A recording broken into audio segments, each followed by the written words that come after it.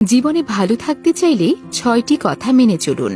১. Income করতে শিখুন। ২. অতিরিক্ত মায়া ত্যাগ করুন। ৩. অতিরিক্ত আশা ছেড়ে দিন। ৪. নিজেকে ভালোবাসুন। ৫. চিন্তা করা বাদ দিয়ে হাসি খুশি থাকুন।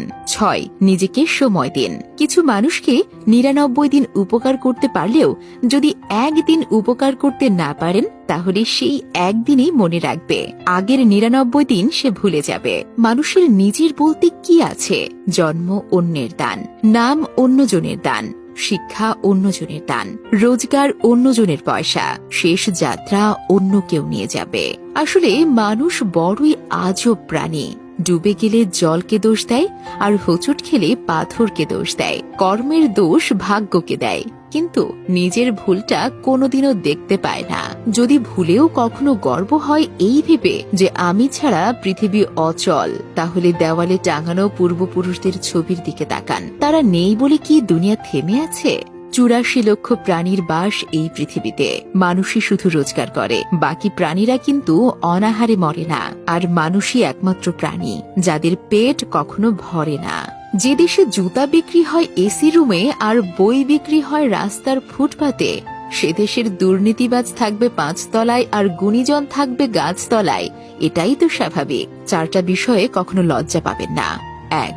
পুরনো পোশাক। ২. সাধারণ জীবনযাপন। ৩. বৃদ্ধ বাবা মা। ৪. দরিদ্র বন্ধু। যেখানে আপনার গুরুত্ব নেই সেখানে যাওয়া বন্ধ করে দিন, সেটা কারোর বাড়ি হোক বা কারো মন। মাত্র ২০০ টাকা দামের প্যান্ট পচে যাওয়ার আগেই মানুষের শরীর পচে যায়। তারপরেও মানুষের অহংকার কমে না। রূপের অহংকার, টাকার অহংকার, কিসের এত অহংকার? অহংকার করা স্রষ্টাকে মানায়, সৃষ্টিকে নয়। পুত্রকে চেনা যায় বিয়ের পরে, কন্যাকে চেনা যায় যৌবনে, স্বামীকে চেনা যায় স্ত্রীর অসুস্থতায়, স্ত্রীকে চেনা যায় স্বামীর দরিদ্রতায়, বন্ধুর পরিচয় বিপদে, ভাইয়ের পরিচয় লড়াইয়ে, আর সন্তান চেনা যায় বার্ধক্যে। ঝাড়ু ততক্ষণ এক সূত্রে বাঁধা থাকে যতক্ষণ আবর্জনা পরিষ্কার করে, আবার সেই ঝাড়ু যখন ছিঁড়ে আলাদা হয়ে যায় তখন সে নিজেই আবর্জনা হয়ে যায়। তাই সবসময় কোনো ভালো আদর্শের সঙ্গে থাকুন, আলাদা হয়ে আবর্জনায় পরিণত হবেন না। বৃষ্টির জল পরিষ্কার পাত্রে পড়লে তা পান করার জন্য সুপেয় হয়, আর নর্দমায় পড়লে তা পান করা তো দূরের কথা, পা ধোয়ার উপযুক্ততাও হারিয়ে ফেলে। পদ্মপাতার উপর পড়লে তা মুক্তোর মতো জল জল করে, আর ঝিনুকের উপর পড়লে তো খোদ মুক্তাতেই পরিণত হয়।